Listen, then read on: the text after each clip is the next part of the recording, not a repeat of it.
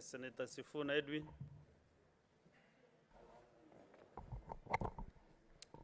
Thank you very much, Mr. Speaker. I also rise to support the bill just as many of my colleagues who have spoken before me have done. Mr. Speaker, I was a bit surprised by some of the submissions that I had from my senior brother, Khalwale, the senator for Kakamega. I don't know where he has disappeared to, because I wanted to take him through how you understand what a bill is supposed to do. At the very back page of the bill, Mr. Speaker, there is a memorandum of objects and reasons. And it sets out clearly that the principal object of the bill is to make provision for the transfer of conditional allocations from national government's share of revenue and from development partners to the county governments for the financial year 2022-2023. Mr. Speaker, we are lucky that we have people who have, a historical background of how we arrived here. When they were teaching us law, they told us that sometimes laws are passed to correct a very specific mischief. So if you want to understand why a bill is being proposed or is being passed, and you don't want to read the memorandum of objects and reasons like my brother, you ask yourself, what mischief is this particular bill or law trying to cure, Mr. Speaker? And I'm happy that Senator Ledama Olekina has given us a background that in fact there was some people who were being mischievous trying to sneak in these conditional grants and loans as extra allocation so that we can feel as if they support devolution, Mr. Speaker. And if there is further confusion, you can even go to Article 3 of the bill itself, which states out the object of the act. Mr. Speaker, I am happy because when we were in Mombasa, I had occasion to visit with the county governor of Mombasa. And I was even able to invite him to our retreat there. And all the senators were present, and they said that county governments were suffering because even with the funds that were transferred in the last financial year, these conditional grants were not included because of the matters raised by Senator Olekina, and the decision by the Supreme Court made it clear that we needed a separate instrument for us to be able to transfer these conditional grants and, and loans. So, Mr. Speaker, you will see that in fact it states under Section 3 that the object is to facilitate the transfer of conditional and unconditional allocations made to counties under this act from the consolidated fund to the respective county revenue funds.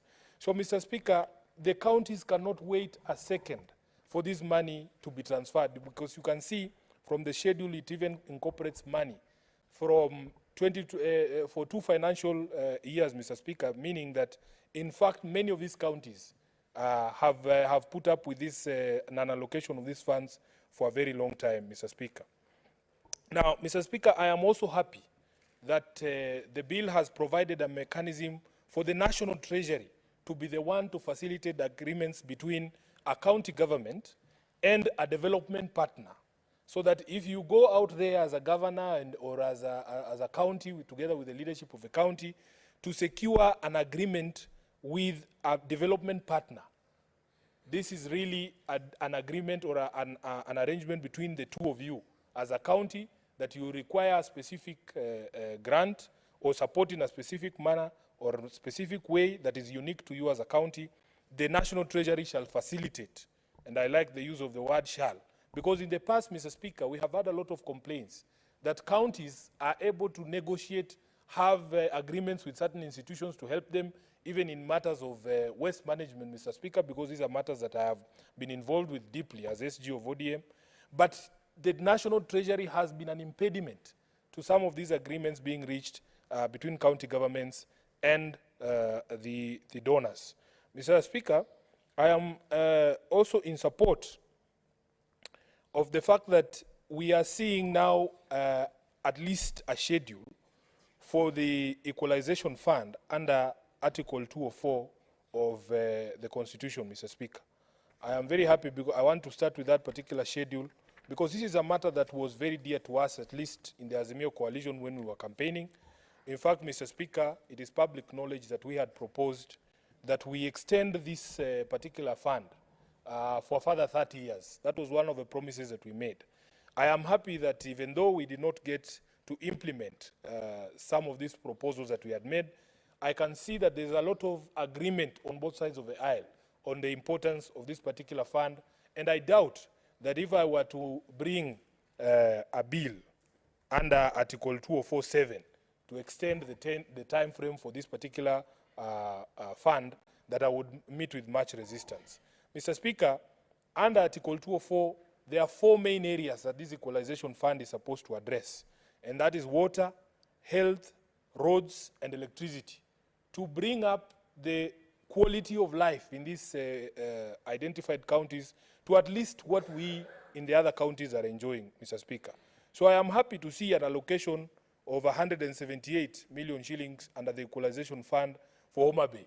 And my good friend, the senator for Mutembei, is not here, but I can testify on his behalf that Mutembei still relies on a generator in places such as Mfangano, which we were discussing just the other day here, Mr. Speaker, and I'm sure that this allocation will go a long way. You look at 562 for Kajiado.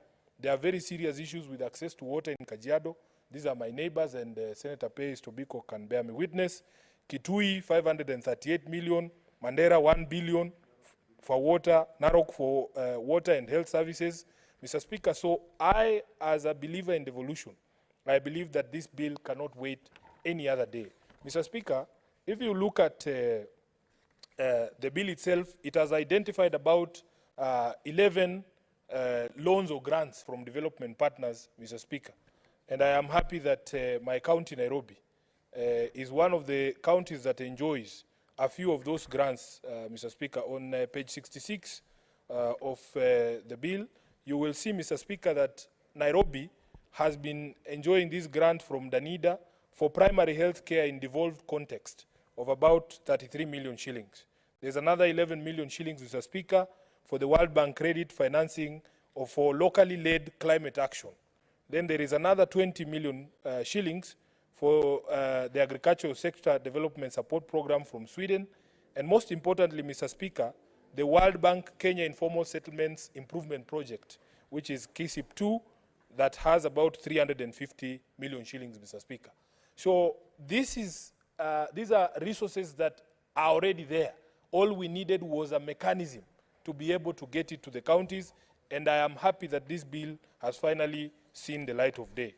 Mr. Speaker, lastly, let me talk about this first schedule, because this is the conditional allocation to county governments from national government revenue in the financial year 2022-2023, and it is specific to the grants in respect of the conditional grant for leasing of medical equipment, Mr. Speaker.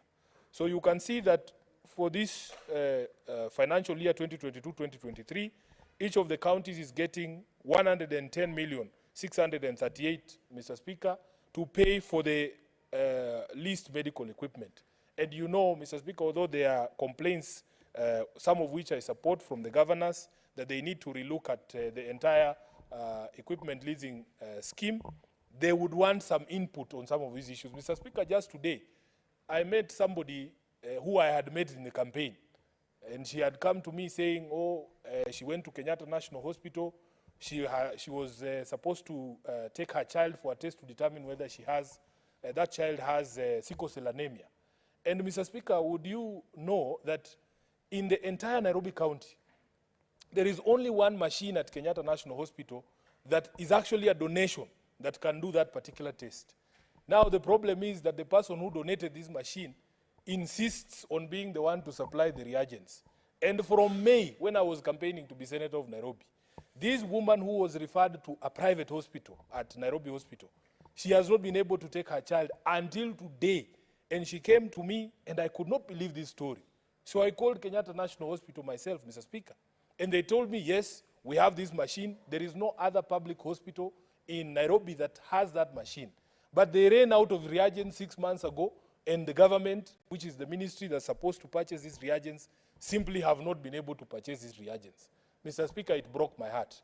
I couldn't believe that a matter like that can subsist for this long, for us to be able to resolve very basic healthcare needs in our county. So I also welcome this particular allocation, but perhaps there is a consideration for depreciation. I don't know, Mr. Speaker, maybe the chairman of the committee can shed light on why in the financial year 2021-2022, the amount appears to have been higher than what is being allocated in the 2022-2023 financial year, Mr. Speaker.